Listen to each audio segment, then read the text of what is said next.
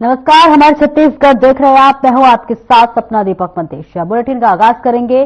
प्रधानमंत्री नरेंद्र मोदी के मन की बात कार्यक्रम का 118वां एपिसोड टेलीकास्ट हुआ कि इस साल का पहला एपिसोड रहा। प्रधानमंत्री ने 2025 के मन की बात कार्यक्रम को संबोधित किया। वहीं प्रदेश अध्यक्ष किरण सिंह देव कार्यक्रम को सुनने के लिए पहुंचे। देशवासियों, नमस्कार। आज 2025 की पहली मन की बात हो रही है। आप लोगों ने एक बात जरूर नोटिस की होगी, हर बार मन की बात महीने के आखिरी रविवार को होती है, लेकिन इस बार हम एक सप्ताह पहले चौथे रविवार के बजाय तीसरे रविवार को ही मिल रहे हैं, क्योंकि अगले सप्ताह रविवार के दिन ही गणतंत्र दिवस है। मैं सभी देशवासियों को गणतंत्र दिवस की अग्रिम शुभकामनाएं देता हूं। साथियों, इस बार का गणतंत्र दिवस बहुत विशेष है। ये भारतीय गणतंत्र की 75वीं वर्षगांठ है। इस वर्ष संविधान लागू होने के 75 साल हो रहे हैं। मैं संविधान सभा के उन सभी महान व्यक्तित्वों को नमन करता हूं जिन्होंने हमें हमारा पवित्र संविधान दिया। संविधान सभा के दौरान अनेक विषयों पर लंबी लंबी चर्चाएं हुई। वो चर्चाएं संविधान सभा के सदस्यों के विचार, उनकी वो वाणी हमारी बहुत बड़ी धरोहर है। आज मन की बात में मेरा प्रयास है कि आपको कुछ महान नेताओं की ओरिजिनल आवाज सुनाओ। साथियों, जब संविधान सभा ने अपना काम शुरू किया तो बाबा साहब आम्बेडकर ने परस्पर सहयोग को लेकर एक बहुत महत्वपूर्ण बात कही थी। उनका ये संबोधन इंग्लिश में है। मैं उसका एक अंश आपको सुनाता हूं। So far, as the ultimate goal is concerned, I think none of us need have any apprehension. None of us need have any doubt. But my fear, which I must express clearly, is this. Our difficulty, as I said, is not about the ultimate future. Our difficulty is how to make the heterogeneous mess that we have today take a decision in common and march in a cooperative way on that road which is bound to lead us to unity. Our difficulty is not with regard to the ultimate. Our difficulty is with regard to the beginning. साथियों, बाबा साहब इस बात पर जोर दे रहे थे कि संविधान सभा एक साथ एक मत हो और मिलकर सर्वहित के लिए काम करे। मैं आपको संविधान सभा की एक और ऑडियो क्लिप सुनाता हूं। ये ऑडियो डॉक्टर राजेंद्र प्रसाद जी का है, जो हमारी संविधान सभा के प्रमुख थे। आइए डॉक्टर राजेंद्र प्रसाद जी को सुनते हैं। हमारा इतिहास बताता है और हमारी संस्कृति सिखाती है कि हम शांति प्रिय हैं और रहें। हमारा साम्राज्य, हमारी फतेह दूसरे तरह की रही। हमने दूसरों को जंजीरों से, चाहे वो लोहे की हो या सोने की, कभी नहीं बांधने की कोशिश की। हमने दूसरों को अपने साथ लोहे के जंजीर से भी ज्यादा मजबूत मगर सुंदर और सुखद रेशम के धागे से बांध रखा है, और वो बंधन धर्म का है, संस्कृति का है, ज्ञान का है। हम अब भी उसी रास्ते पर चलते रहेंगे और हमारी एक ही इच्छा और अभिलाषा है। वो अभिलाषा ये है कि हम संसार में सुख और शांति कायम करने में मदद पहुंचा सकें और संसार के हाथों में सत्य और हिंसा रोक हथियार दे सकें, जिसने हमें आज आजादी तक पहुंचाया है। हमारी जिंदगी और संस्कृति में कुछ ऐसा है जिसने हमें समय के थपेड़ों के बावजूद जिंदा रहने की शक्ति दी है। अगर हम अपने आदर्शों को सामने रखे रहेंगे तो हम संसार की बड़ी सेवा कर पाएंगे। साथियों, डॉक्टर राजेंद्र प्रसाद जी ने मानवीय मूल्यों के प्रति देश की प्रतिबद्धता की बात कही थी। अब मैं आपको डॉक्टर श्यामा प्रसाद मुखर्जी की आवाज सुनाता हूं। उन्होंने अवसरों की समानता का विषय उठाया। डॉक्टर श्यामा प्रसाद मुखर्जी ने कहा था, I hope, sir, that we shall go ahead with our work in spite of all difficulties and thereby help to create that great India, which will be the motherland of not this community. और वही विश्व हिंदू परिषद के जो है आयाम वो बजरंग दल ने जगदलपुर में जिला स्तरीय शीर्ष जागरण यात्रा निकाली, जहां आपको बता दें कि इसमें भारत के जो है महान क्रांतिकारियों के जीवन चरित्रों के माध्यम से युवाओं को प्रेरित करके सनातन के कार्य के लिए जागरूक किया जा रहा है। तो वही गौरतलब है कि इस शौर्य यात्रा का नेतृत्व क्षेत्र के साधु संत भी कर रहे हैं और इसके साथ ही जो है गौहत्या, लव जिहाद, जमीन जिहाद और जनसंख्या संतुलन की भी बात की गई है। कार्यक्रम में नाथो संत जो है आतिथ्य के रूप में संख्या में स्वयं सेवक रहे। वही विश्व हिंदू परिषद बजरंग देव के दल के जो है पदाधिकारी और कार्यकर्तागण शामिल हुए।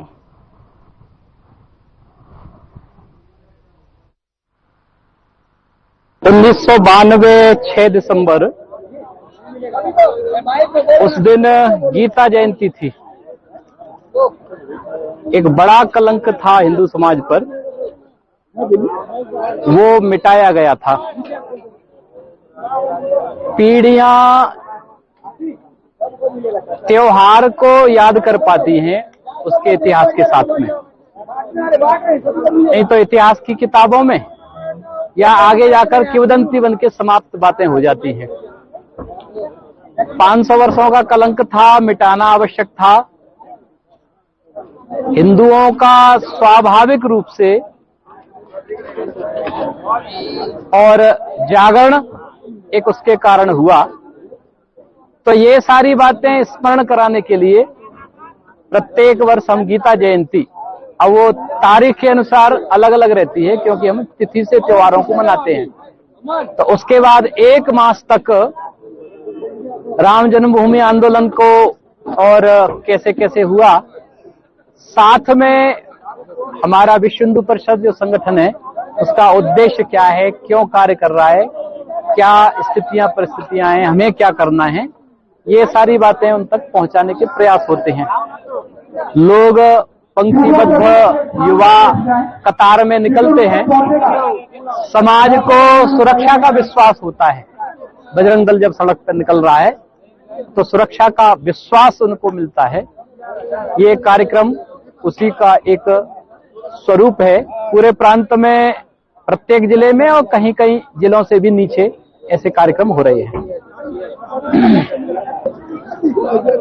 धर्मांतरण जिस स्थान पर हो रहा है, जिन समाजों में हो रहा है, जिन जातियों में हो रहा है, वो सारी जातियां हमारी हैं, सनातनी हैं। बड़ी संख्या में जाती है। जी, आज विश्व हिंदू परिषद का युवा आयाम बजरंग दल का त्रिशूल दीक्षा कार्यक्रम किया जा रहा है और आराध्य माई दंतेश्वरी की कृपा से जो बस्तर सदियों से अपना सनातन परंपरा संस्कृति का एक ऐतिहासिक महत्व है, उस बस्तर में आज कुछ लोग अपने संस्कृति परंपरा से खिलवाड़ करने का भी षड्यंत्र चल रहा है। ऐसी गतिविधियों से कहीं ना कहीं रोकना है तो सभी संगठन, सभी समाज का अपना अपना जवाबदारी, अपना अपना दायित्व बनता है। इसी प्रकार से बजरंग दल विश्व हिंदू परिषद का त्रिशूल दीक्षा कार्यक्रम आयोजित किया गया है। मुझे भी आमंत्रित किया गया था, मैं भी उस कार्यक्रम में सम्मिलित हुआ था और अभी बहुत सारे जो इस बस्तर के युवा धर्म की रक्षा के लिए, अपने संस्कृति की रक्षा के लिए बजरंग दल का त्रिशूल दीक्षा ले रहे हैं, उन सबको मैंने भी बधाई शुभकामना दिया है। और इसी प्रकार अपना संस्कृति परंपरा को रक्षा करना हर किसी का दायित्व है और बस्तर के सभी लोगों को अपना संस्कृति परंपरा को रक्षा करना अपना दायित्व है, तो सबको आगे आना चाहिए। जिला संयोजक बजरंग दल जिला बस्तर आज धर्मनगरी जगदलपुर में बजरंग दल के द्वारा त्रिशूल दीक्षा का आयोजन किया गया, जिसमें 1500 से ऊपर बजरंगियों ने पूरे जिले से भाग लिया और बजरंग दल हर वर्ष इस कार्य को करता है और करता रहेगा। हो गया महाराज। धर्मांतरण और लव जिहाद के लिए बजरंग दल हमेशा सजग रहा है और आगे भी सजग रहेगा और सभी बजरंगियों को आत्मरक्षा के लिए त्रिशूल दीक्षा दिया गया है। ठीक है, कर देंगे। सहन नहीं किया जाएगा। लव जिहाद अब बिल्कुल ही बस्तर में बर्दाश्त नहीं किया जाएगा। और कल ही ग्राम बोदल में गौवंश का जो कुल्हाड़ी से वार करके गौवंश को घायल किया गया है, गौवंश अभी बहुत गंभीर स्थिति में है, जिसके लिए जल्द ही संगठन में निर्णय लेकर बहुत बड़ा कदम उठाया जाएगा।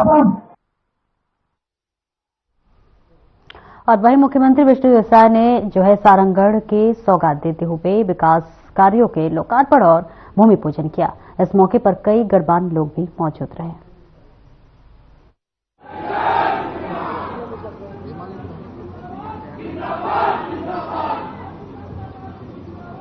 बोले भारत माता की, भारत माता की, छत्तीसगढ़ महतारी की, छत्तीसगढ़ महतारी की, चंद्रहासिनी माई की, नाथल दाई माई की, समलाई माई की। आज पान, पानी और पैलगी की नगरी सारंगढ़ में 137 करोड़ रुपया के विकास काम के लोकार्पण और भूमि पूजन कार्यक्रम में मंच में विराजमान हमारे प्रदेश के यशस्वी डिप्टी सीएम, जो पहले प्रदेश अध्यक्ष के दायित्व में भी रही और उस समय नारा दे रहे, क्या नारा दे रहे, नहीं सहे वो बदल के रहे वो। और पूरे प्रदेश में उनकर हुंकार से कार्यकर्ता मन में उत्साह के संचार हुई और पिछली सरकार के उखाड़ के हमन फेंके। ऐसे आदरणीय श्री अरुण साहु जी हमारे प्रदेश के राजस्व और खेल मंत्री और आपके सारंगढ़ के प्रभारी मंत्री आदरणीय श्री टंकराम वर्मा जी, हमारे रायगढ़ के सांसद राधेश्याम राठिया जी, सारंगढ़ के सांसद श्रीमती कमलेश जांगड़े जी, सारंगढ़ के विधायक श्रीमती उत्तरी गणपत जांगड़े जी, बिलाईगढ़ के विधायक श्रीमती कविता प्राण लहरे जी, नगर पालिका परिषद सारंगढ़ के अध्यक्ष श्रीमती सोनी अजय बंजारे जी, हमारे सारंगढ़ जिला के अध्यक्ष ज्योति पटेल जी, पूर्व विधायक निर्मल सिन्हा जी, श्री जगन्नाथ पानीग्राही जी, पूर्व विधायक केराबाई मनहर जी, पूर्व विधायक शमशेर सिंह जी, पूर्व विधायक जवाहर नायक जी, पूर्व विधायक कामता जोल्हे जी, छतर सिंह नायक जी, सुभाष जालान जी और मंच में विराजमान सबो हमार नेतागण, हमारे बिलासपुर संभाग के कमिश्नर महादेव कावरे जी, आईजी श्री संजीव शुक्ला जी, यहाँ के कलेक्टर धर्मेंद्र साहू जी, पुलिस अधीक्षक श्री पुष्कर शर्मा जी, सभी अधिकारी मन और आज के ये भव्य कार्यक्रम में सारंगढ़ बिलाईगढ़ जिला के सबो हमार सज्जन, मातृशक्ति हमार माता बहनी मन, युवा साथी मन और हमारे मीडिया के साथी भाई मन, आप सबके मैं सबसे पहले हृदय से स्वागत करत हूं, अभिनंदन करत हूं। और आज एक महीना में दोबारा अपन के सारंगढ़ बिलाईगढ़ जिला में आए के मौका लगी से एक पहली में टीमर लगा में आए रहे, वहां जो पर्वतदान महायज्ञ हो रही से उनमें, और आज एक महीना के अंदर में फिर हमारे पुराना इलाका है सारंगढ़ आपन 20 साल आशीर्वाद दे के सांसद बना रहा, तो ऐसे क्षेत्र में आज आप मन से मिलके बड़ा खुशी होते। और आज 137 करोड़ रुपया के विकास काम के लोकार्पण और भूमि पूजन करे हैं। मैं पूरा सारंगढ़ बिलाईगढ़ जिला वासी मन ला बहुत बहुत बधाई और धन्यवाद देता हूं। 137 करोड़ रुपया में 47 करोड़ रुपया के 84 कार्य के आज लोकार्पण करे हैं और 89 करोड़ रुपया के 78 नया काम के आज भूमि पूजन हुए।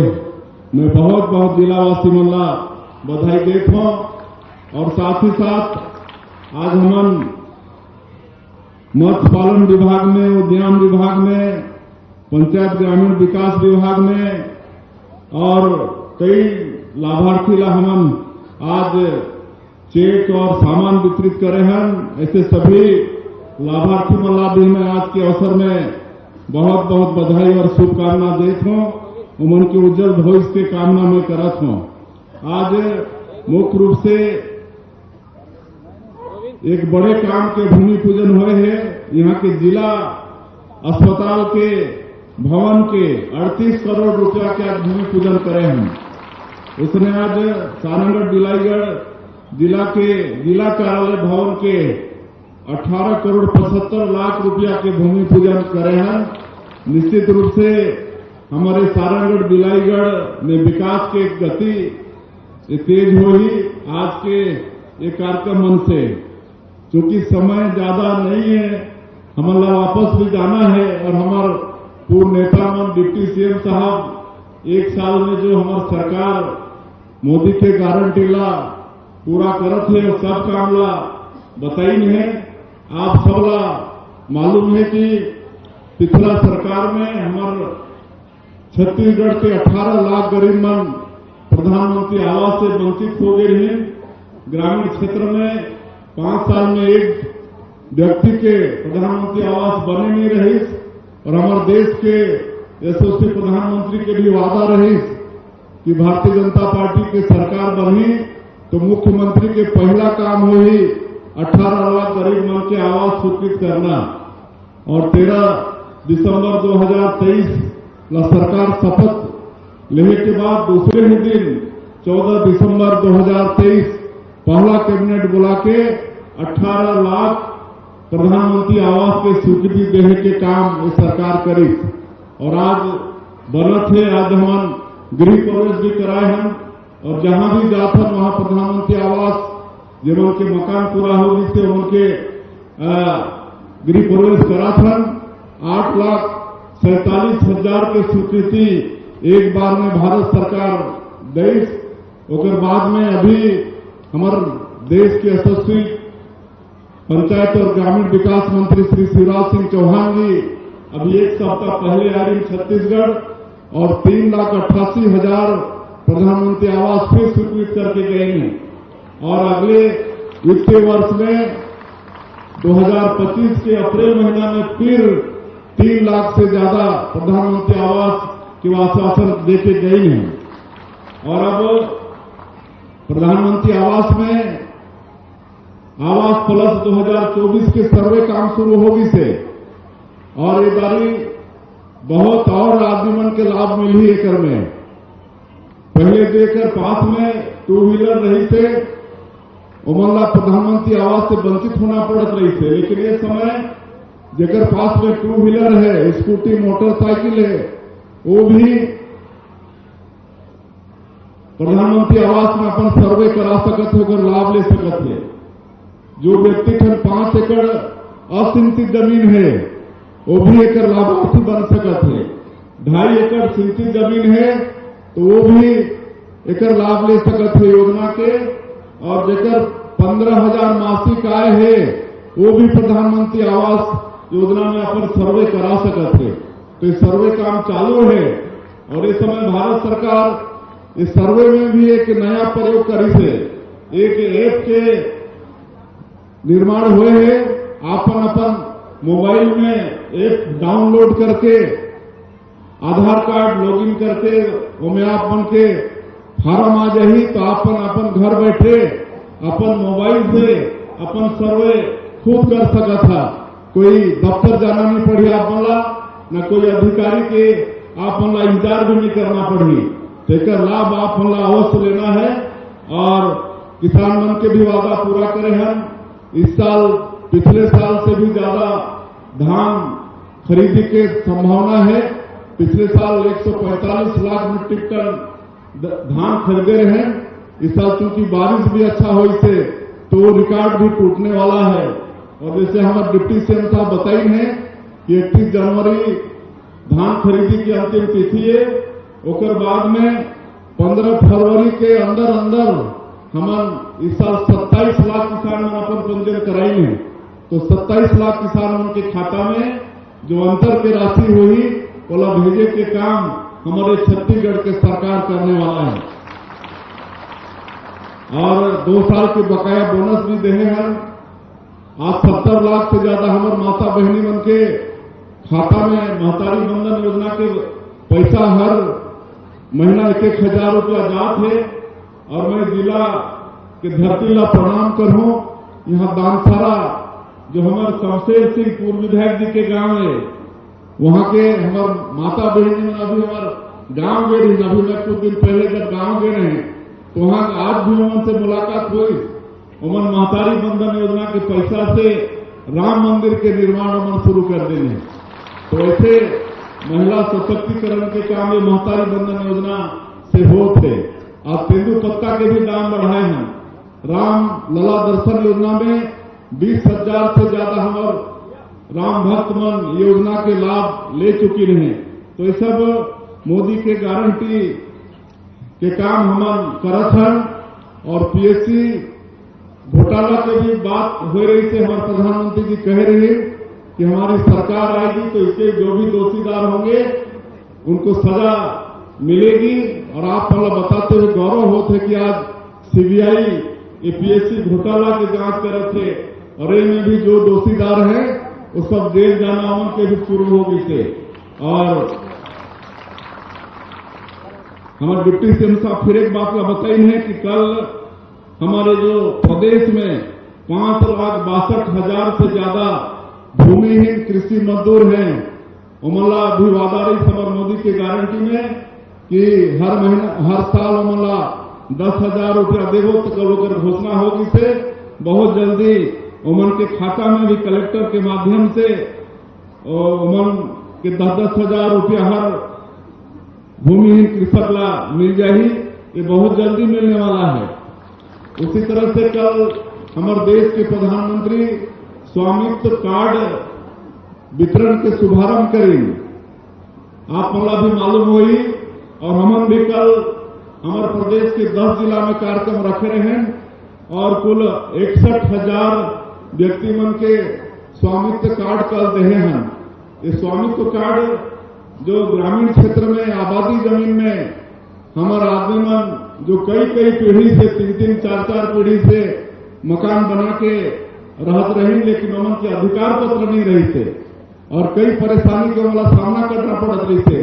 तो आज ओकर मालिकाना हक मला मिल गई और एक से उन परेशानी से भी बची और एक से लोन वगैरह भी निकाल के अपन कोई रोजगार धंधा भी कर सकी।